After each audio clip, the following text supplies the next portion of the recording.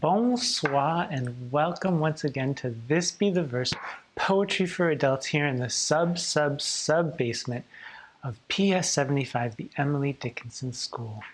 And my goodness gracious golly, I am so honored. I could just bust. I've been named Drag Laureate of the sub basement. I know. I feel just like Jacqueline Bisset must have felt when she won the Golden Globe.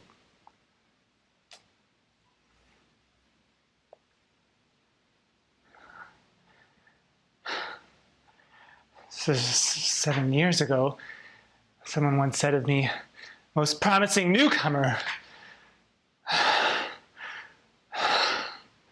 All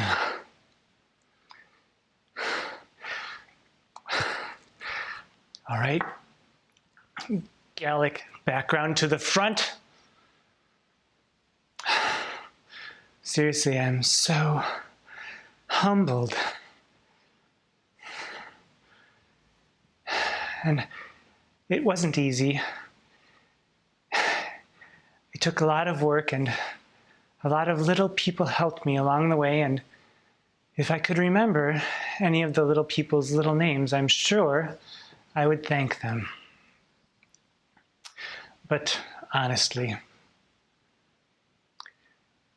it did take me a bit by surprise, although I should have had an inkling, since I did make up the category myself and didn't tell any of the other queens so that they couldn't elbow me out of the competition.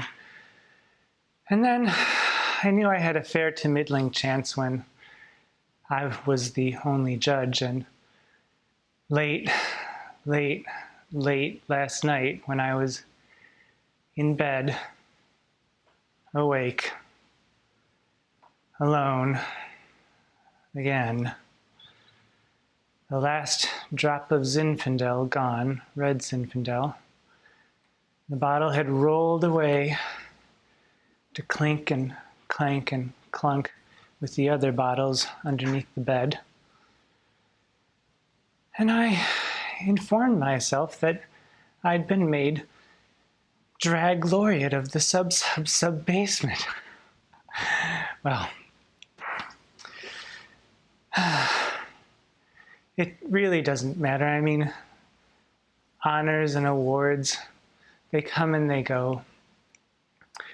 And as the poet, the greatest poet in the Bible, King David, said, vanity of vanities, all is vanity. He said this in Ecclesiastes. There is nothing new under the sun.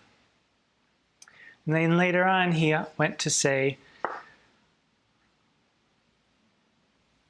all of us are of the dust, and all turn to the dust again. As it happens to the fool, also will it happen to me.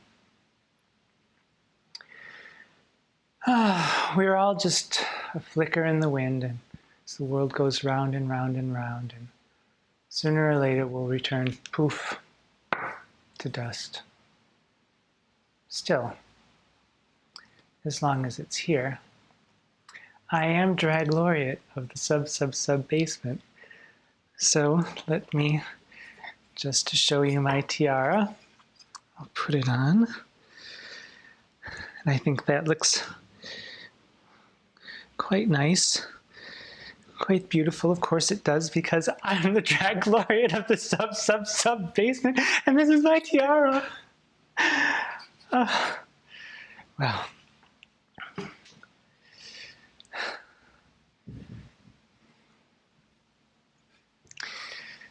All right. While you bask in the glory of my tiara, we'll crack on, shall we? I was so flustered, I almost didn't know what to do for tonight's lesson. And as I always say, when in doubt, what the hell, do a villanelle. So, you may ask, what is a villanelle? Well, it's quite a complicated poem, and I'll read you the rules just so you know what it is. A villanelle is, excuse me, this on for just one moment. A villanelle is a 19-line poem with 2 repeating rhymes and 2 refrains. The form is made up of 5 tercets, followed by a quatrain. The first and third lines of the opening tercet are repeated alternately in the last lines of the succeeding stanzas. Then in the final stanza, the refrain serves as the poem's 2 concluding lines. Got that? No, of course you don't. Which is why you can follow the link below to hear all about Villanelles, or you can get a nice little book like this Norton Anthology of Poetic Forms, edited by Mark Strand and Ivan Boland, to tell you all about Villanelles and all kinds of other poems. So I'll give you 2 Villanelles tonight. The first is by Sylvia Plath, and this is the first poem that she ever had published in Harper's. And you can find the poem at the back of her only novel, The Bell Jar. And I give this poem to you not because it's an excellent poem, because, frankly, it's not. The images are a bit cliched and worn, and the language is a bit clunky, but I give it to you because it's a good example of a poet, a young poet, grappling with form, a poet who will go on to become brilliant and wonderful. And here you can see the form of the villanelle without troubling your little brains too much about what's inside. It's okay, but, you know, it's a villanelle.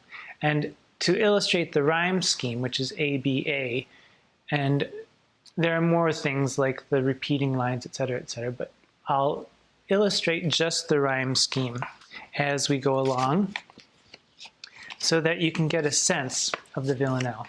The rhyme scheme is traditional ABA, except in the last line, the quatrain, which is ABA. So,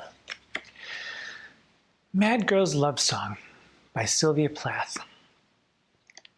And I'll also provide you a link to her collected works because you really should know Sylvia Plath. Mad Girl's Love Song by Sylvia Plath. I shut my eyes and all the world drops dead. I lift my lids and all is born again. I think I made you up inside my head. The stars go waltzing out in blue and red, and arbitrary blackness gallops in. I shut my eyes and all the world drops dead. I dreamed that you bewitched me into bed and sung me moonstruck, kissed me quite insane. I think I made you up inside my head. God topples from the sky, hell's fires fade. Exit seraphim and Satan's men. I shut my eyes and all the world drops dead. I fancied you'd return the way you said, but I grow old and I forget your name. I think I made you up inside my head. I should have loved a thunderbird instead. At least when spring comes, they roar back again. I shut my eyes and all the world drops dead. I think I made you up inside my head. So, there you have a villanelle by Sylvia Plath. Excuse me, pardon me. Merci beaucoup, while I straighten myself up just a little bit. And now we'll go straight ahead into our second poem because we're running out of time and I'm going to have to get this tiara back to Tiffany's. Because, you know, Sergio has a night job there and every once in a while we borrow a bit of bling. But just borrow. I don't think they're really even going to miss it, do you? No, I think that. Well, in any case, our next poem, our next villanelle, is called The Waking by Theodore Roethke. And now that you're familiar with the aspects of the villanelle, or will become familiar when you go to the links below, I want you to forget all about the form and just pay attention to the poem as it goes by. Listen to what's happening, imagine the images, fall right into it. Now it's called The Waking, and the first line is, I wake to sleep and take my waking slow. So you already know that you're in this land of half dream, half wake, kind of that airy space in between where the world is just dawning on you. And if you pay attention, you'll see that there's a slightly more chilling type of dawning as we go through the poem. The Waking by Theodore Roethke. I wake to sleep and take my waking slow. I feel my fate in what I cannot fear. I learn by going where I have to go. We think by feeling. What is there to know? I hear my being dance from ear to ear. I wake to sleep and take my waking slow. Of those so close beside me, which are you? God bless the ground. I shall walk softly there and learn by going where I have to go. Light takes the tree, but who can tell us how? The lowly worm climbs up a winding stair. I wake to sleep and take my waking slow. Great nature has another thing to do to you and me. So take the lively air and lovely learn by going where to go. This shaking keeps me steady. I should know. What falls away is always and is near. I wake to sleep and take my waking slow. I learn by going where I have to go.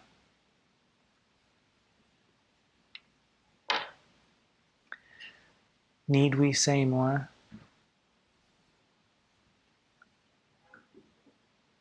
Take the lively air and lovely learn by going where to go.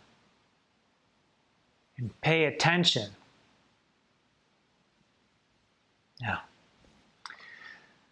until next time, which